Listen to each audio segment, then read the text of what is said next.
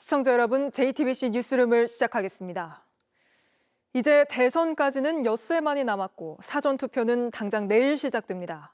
오늘부터는 새로 실시한 여론조사를 공개할 수 없는 공표 금지 기간도 시작됐는데 JTBC가 어제 오후까지 실시한 마지막 여론조사 결과, 마지막으로 짚어본 대선 민심을 공개합니다.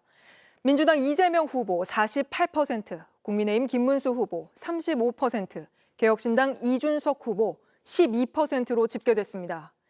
특히 캐스팅 보트를 쥔 중도층에선 격차가 더 커지는 걸로 나타났는데 조보경 기자가 그 결과를 상세히 전해드립니다.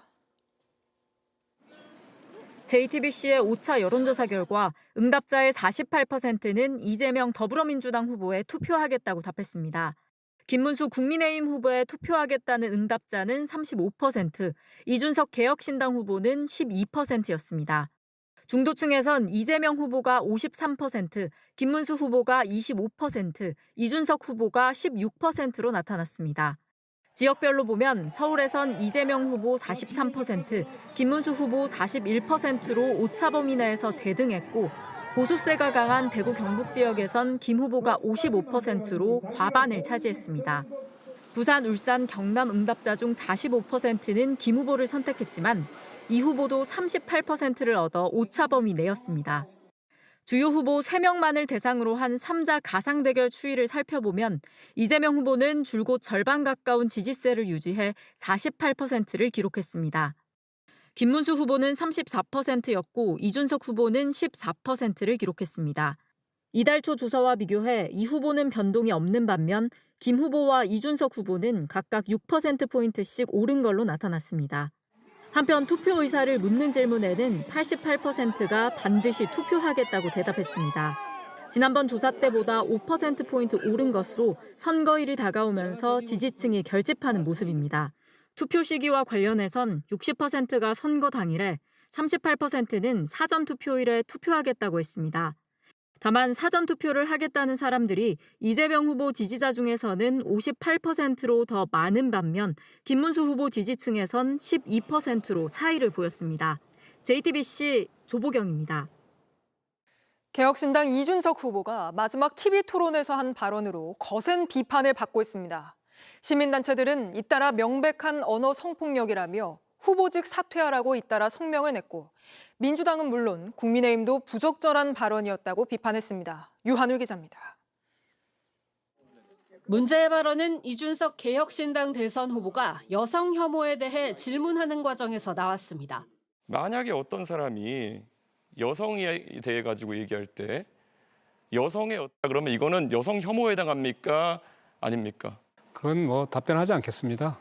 이재명 민주당 후보의 아들로 추정되는 인물과 관련된 의혹을 우회적으로 공격하기 위한 질문이었습니다.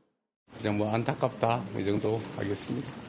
이 후보는 그러면서도 대한민국의 비전을 전해야 할 대선이 입에 올릴 수도 없는 혐오의 언어로 채워지고 있다는 글로 이준석 후보를 겨냥했습니다. 직접 질문을 받았던 권영국 민주노동당 후보는 이 후보를 거세게 비판하며 사퇴를 요구했습니다. 상대방을 공격할 때 자기 최소한의 도덕적인 기준도 이제 없는 거죠. 상대방을 죽이고 악마화하고 나쁜 후보로 만드는데 전력을 기울인. 민주당 등 범진보 진영에선 의원직 제명과 국회 윤리위 제소 목소리도 나오는 상황입니다. 이 후보의 단일화를 노리던 국민의힘 역시 부적절하다는 입장을 분명히 했습니다. 적절치 못한 발언이라고 생각하고 있습니다.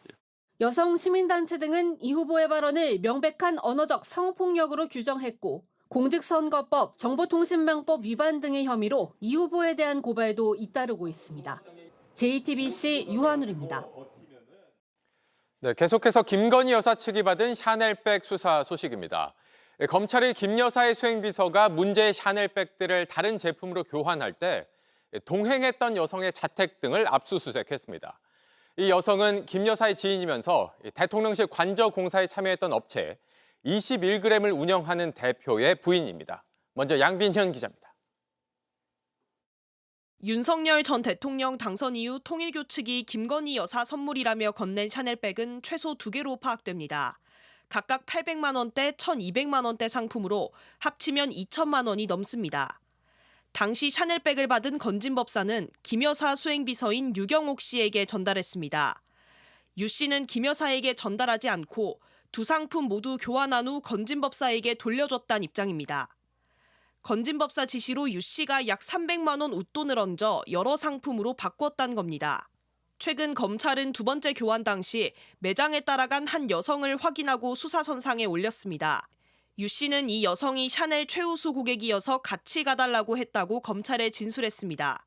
최우수 고객에 대한 샤넬의 여러 혜택 때문에 편의상 동행을 요청했다는 취지입니다.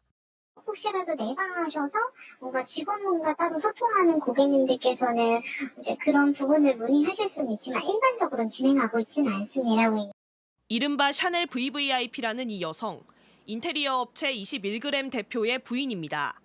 이 업체는 윤석열 정부 초기 대통령 관저공사에 참여했고 코바나 컨텐츠 사무실 설계와 시공을 맡기도 했습니다.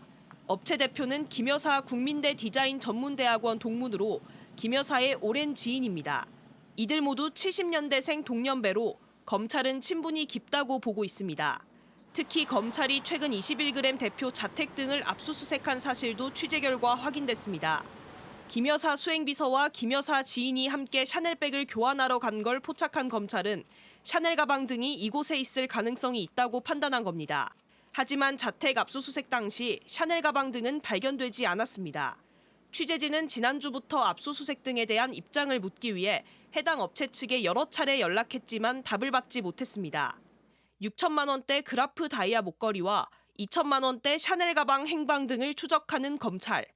김건희 여사 지인들로 수사를 확대하고 있습니다. JTBC 양빈현입니다. 윤 전 대통령이 계엄 전후 집중적으로 사용했던 경호처 비화폰을 직무가 정지된 뒤에도 한 달 가까이 반납하지 않았던 걸로 확인됐습니다. 그러다 공수처가 체포영장 집행에 나선 시점에 갑자기 반납했는데 체포 가능성에 대비해 비화폰을 숨기려 한 게 아니냐는 의혹이 제기됩니다. 조혜연 기자의 단독 보도입니다. 윤석열 전 대통령은 비상계엄 때 경호처 비화폰으로 군 사령관들에게 지시를 내렸습니다. 곽종근 전 특전사령관이 지시를 폭로하기 직전에도 비화폰으로 전화를 걸었습니다. 세 번째는 12월 6일 날 오전 상황이었습니다. JTBC는 경호처가 정리한 윤 전 대통령의 비화폰 지급과 반납 내역을 확보했습니다. 사용자는 대통령 취임 당일인 2022년 5월 10일 지급됐고 2025년 1월 8일에 반납됐습니다. 지난해 12월 14일 국회의 탄핵안 가결로 직무가 정지된 뒤에도 26일간이나 비화폰을 반납하지 않은 겁니다. 당시 내란 수사가 한창이었고 특히 윤 전 대통령이 경호처를 통해 공수처의 체포영장 집행을 막고 있었을 때와도 겹칩니다. 직무 정지 기간에도 비화폰을 썼는지 썼다면 누구와 어떤 통화를 했는지 조사가 필요한 이유입니다. 반납 시점도 주목됩니다.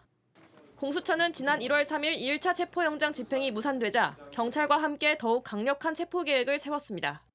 여기에 경호처 직원들의 이탈 움직임도 보였습니다. 그리고 비화폰을 반납한 지 꼭 일주일 만에 체포됐습니다. 더는 체포를 피할 수 없는 상황에서 공수처의 비화폰 실물을 노출하지 않으려고 서둘러 반납한 것 아니냐는 의혹이 제기됩니다. 공수처는 체포영장과 함께 수색영장도 발부받은 상태였습니다. 더욱이 윤 전 대통령 측은 경호처가 요청하지도 않았는데 먼저 비화폰을 반납한 것으로 알려졌습니다.